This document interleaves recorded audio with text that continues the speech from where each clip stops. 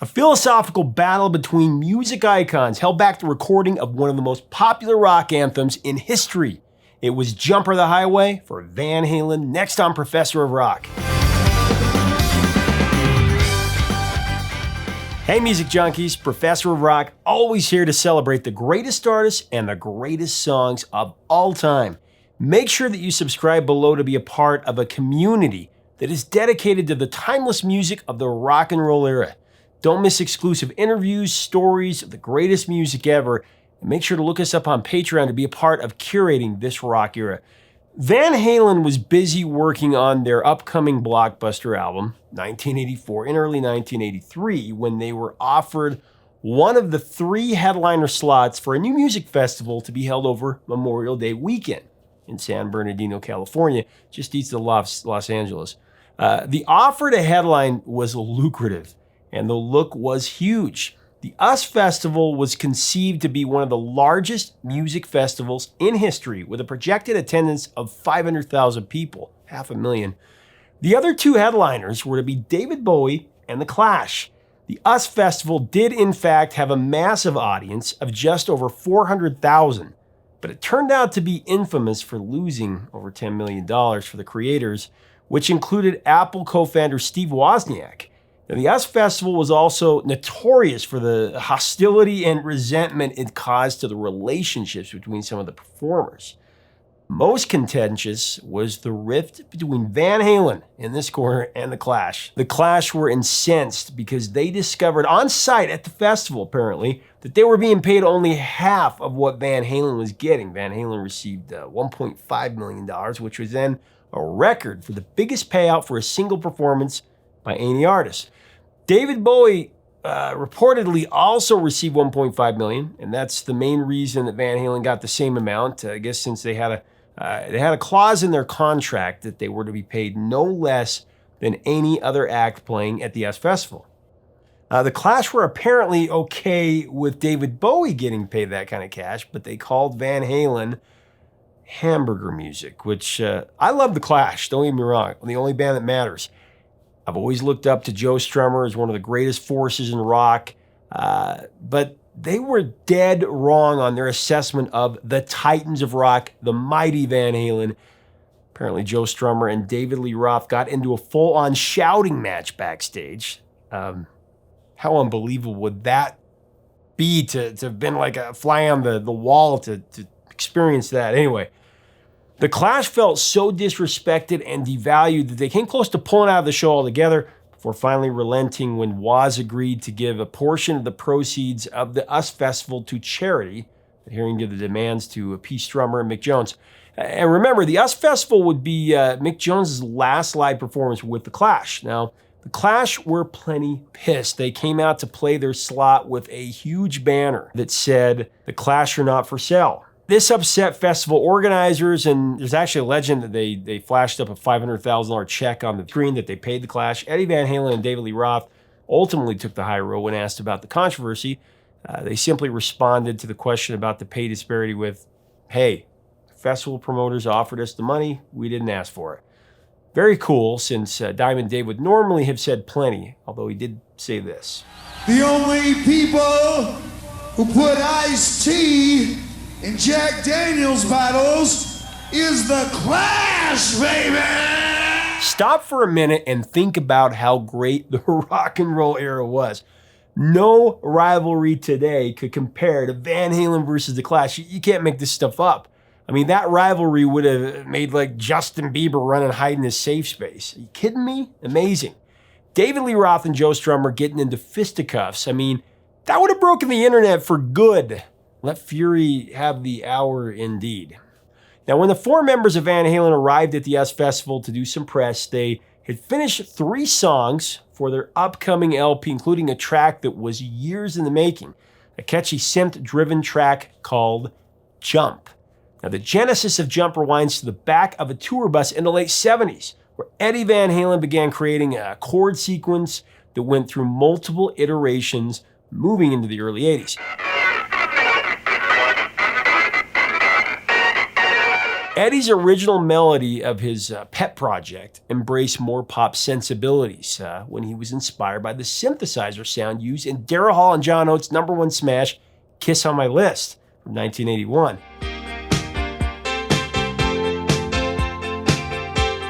You can hear it in there. As the track continued to evolve, Eddie submitted it to the bandmates, hoping to develop a song over his music bed to be included on their 1981 Fair Warning LP, but his brothers rejected it. Eddie resubmitted the track for consideration for Van Halen's 1982 album Diver Down, but his bandmates once again nixed the idea. Guess they needed more cover songs. The vetoes were supported by producer Ted Templeman. Let's be honest, synthesizers, to be fair, synthesizers and keyboards in general were all but forbidden in the hard rock culture of the early 80s. Including a synth-powered song on a Van Halen record was a career gambit, to say the very least. DLR was the biggest opponent, apparently. Adamant that a song like Jump would not fit the Van Halen sound. He wanted Eddie to stick with being a guitar hero, not a keyboardist. Templeman was never keen on the idea of synthesizers either. He would also make fun of the synthesizer-laden track, I'll Wait. Great song from 1984. That was the second single released from the album. He used to sarcastically sing the chorus from Argent's Hold Your Head Up every time Eddie played the music for the track.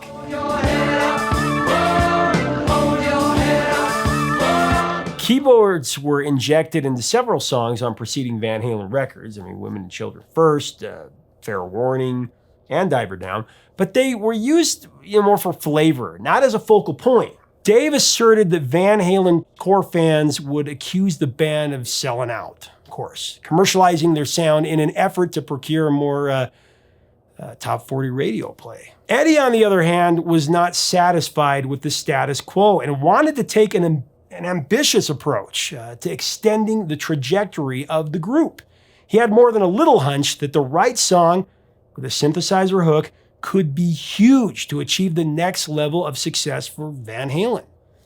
Eddie Van Halen was, of course, a classically trained pianist years before he became a guitarist.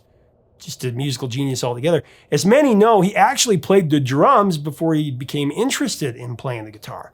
Playing keyboards was not foreign at all for one of the greatest guitar heroes of the rock and roll era. He just happened to be incredibly gifted at anything that he chose to play. Jump was at the heart of a burgeoning schism that enveloped the making of Van Halen's 1984 album.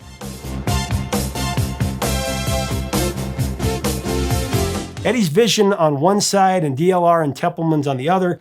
Frustrated and fed up with the philosophical differences, Eddie went on the offensive and he built his own studio, 5150, where he would lay down the music and essentially force the group to record the 1984 album his way, threatening to burn the masters if there was any further interference with his hardline wishes.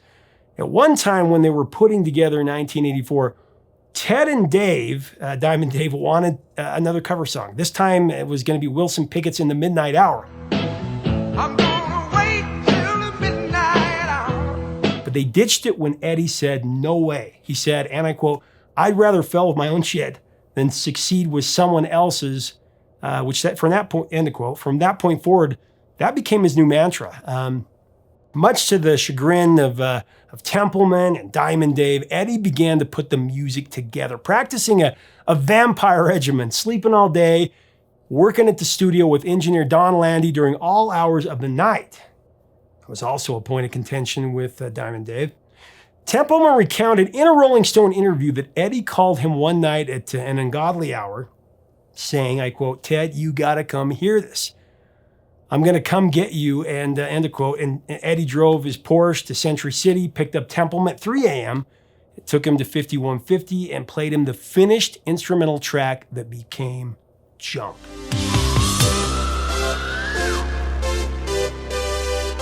Despite his early skepticism about a synthesizer-powered Van Halen song, Templeman liked what he heard, and he thought the track sounded great, and he thought it really worked. The next hurdle to clear was getting Diamond Dave on board. Templeman was able to convince the acrobatic frontman to roll with the plan and write lyrics for Eddie's track the very next day.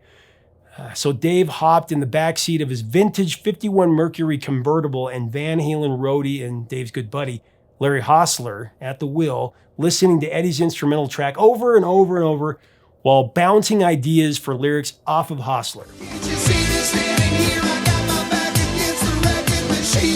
Roth later told Musician magazine that Hostler was probably, I quote, probably the most responsible for how it came out lyrically, end quote.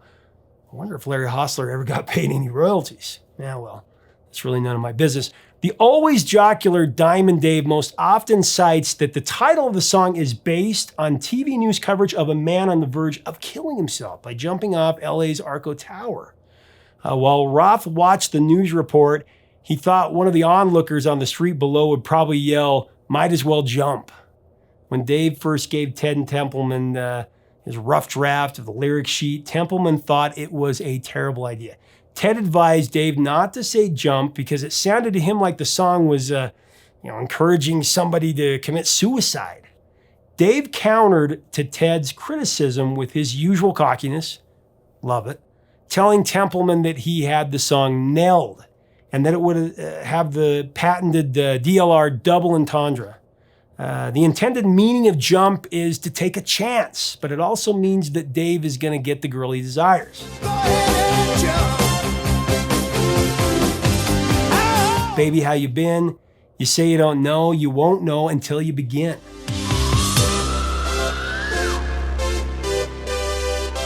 The lyric of the chorus definitely has a carpe diem spirit to it. A motivational Latin term, of course, meaning to seize the day, carpe diem. Might as well jump. Go ahead and jump. Go ahead and jump. Templeman's fears about someone mistaking the song's implication was not without merit. In a related story, a radio DJ named Steve Penk, announcing at 96.2 The Revolution in Metro Manchester, England, was rebuked after playing Jump on his morning show as police were trying to talk down a suicidal 30-year-old woman from a motorway bridge. The DJ claimed that he played Jump with DLR's Go Ahead and Jump lyric to empathize with frustrated commuters who were detained for hours because of the disturbed woman. Moments later, the woman actually jumped off the 30-foot bridge, fortunately only sustaining minor injuries, but the airplay stunt by Pink was judged as highly insensitive and in very poor taste by several mental health institutions and members of the media in the UK, of course. David Lee Roth also declared that he dedicated Jump to his sensei, martial artist Benny the Jet Urquidez. Black Belt magazine voted Urquidez Competitor of the Year in 1978. The Jet also taught self-defense to other celebrities besides Diamond Dave, including Dave Mustaine from Megadeth. There was Duff McKagan of Guns N' Roses, and actor John Cusack, which is why I think Cusack wanted to have that kickboxing in Cameron Crowe's classic film Say Anything.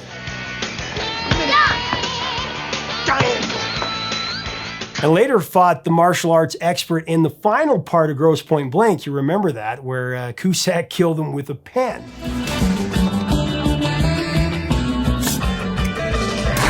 Actually, the same pen that Diane Court gave him in Say Anything. Give me a pen.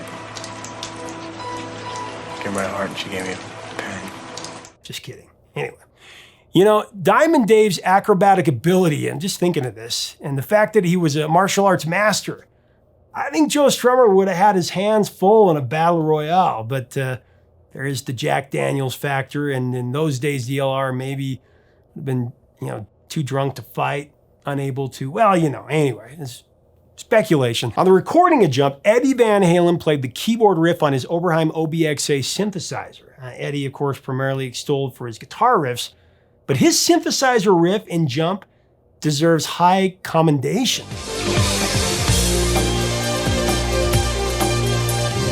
The keyboard sound that Eddie composed and performed for Jump simply did not exist in the rock world at that time.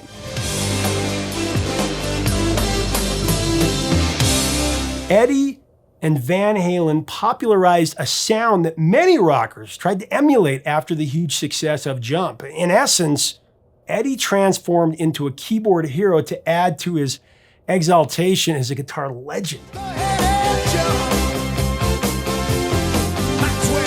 The synthesizer is prominent on Jump, but the tune is not without another indelible guitar solo by Edward Van Halen. Eddie's guitar solo was spliced together from, I guess, multiple takes.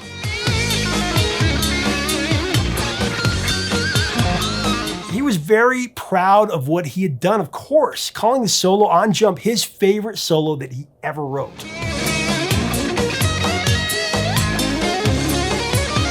And the full song was recorded by the band, one take. Inspired for sure. What is your take on when Eddie added synth as the focal point of some of the songs on 1984? I really would like to hear your comments on that and talk about that. The bridge to the song, with Eddie playing his deftly selected guitar licks, and of course Alex flanking his brother on cymbals, creates the sense of being lifted by a gust of wind, and then elevating into the return of Eddie's synthesizer riff, accompanied by a classic DLR whoa that sets up the song's energizing chorus refrain.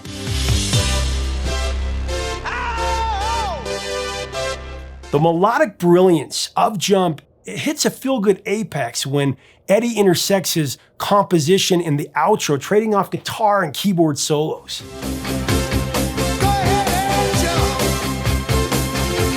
That sonic melding gives Jump a rock-on infection that certifies Diamond Dave's "go ahead, do it" mantra.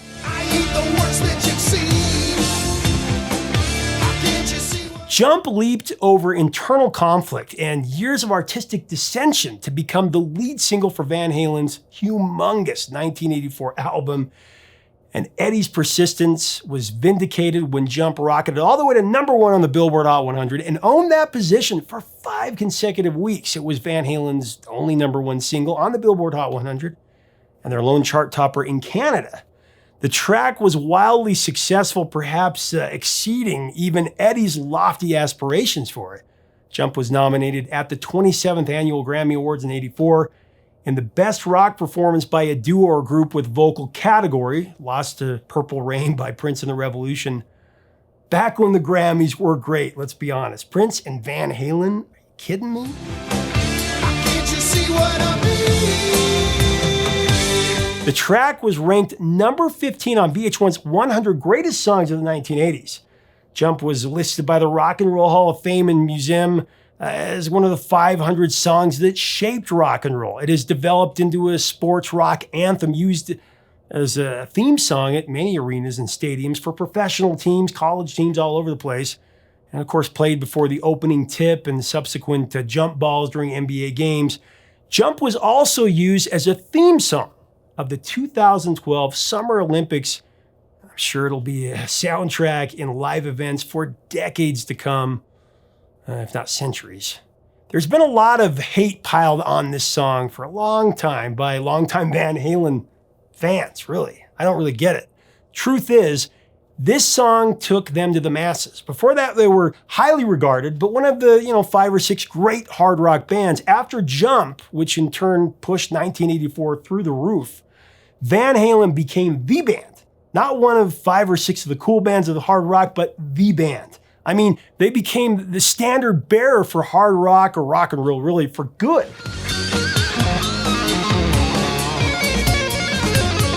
Without Jump, I don't think they get there all that way. I mean, so like if you take, I don't know, Born in the USA, that album from Springsteen, or Hotel California from the Eagles, they're still great artists, but they're missing that uniting moment with the masses. Hey, it's how I heard and became obsessed with the band.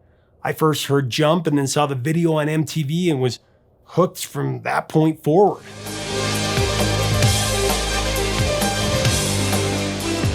I was even more drawn to it a short time later when it, like 9 years of age, it was the theme, or should I say the warm-up song for my alma mater, the Snake River Panthers basketball team from my small town in Idaho. Not only was it their theme song from 84 to 85 season, they won the state championship. And our community, it meant everything to us. And I went about to every game because my dad was the announcer. And he actually helped give the stars of that team their nicknames, including Cole Jump Baldwin, who was our neighbor and used to come shoot hoops at our house. He was one of the stars there. Anyways, I was starry-eyed to say the least, so Jump by Van Halen is an absolute touchstone of my youth and what started my love for this band. I even recorded a Frank Sinatra swing version of the song when I was in a big band back in the day. I love this song. It's great. What can't you see what I mean?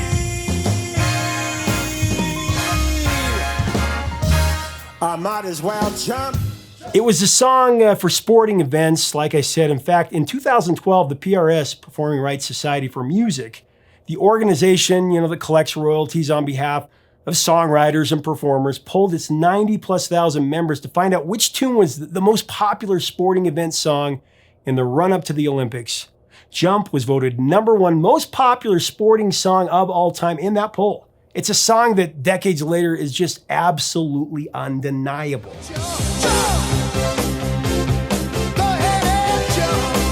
It's one that I believe, my own experience aside, it's the song that got millions of 80s kids into the band.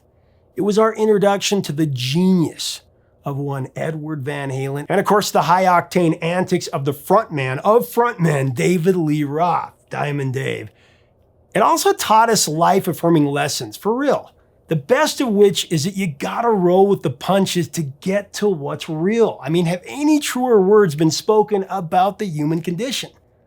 Not likely. You got to roll with the punches and get to what's real. Leave us a comment about this song and album and the Clash Van Halen rivalry, as well as Eddie adding synth.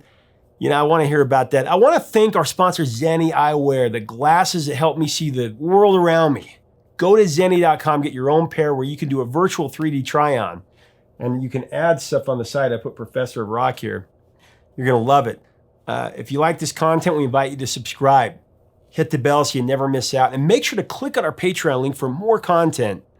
And become a real curator, supporter of this cause. Help us keep the music alive. Until next time, 3 chords and the truth, my friends. See you later.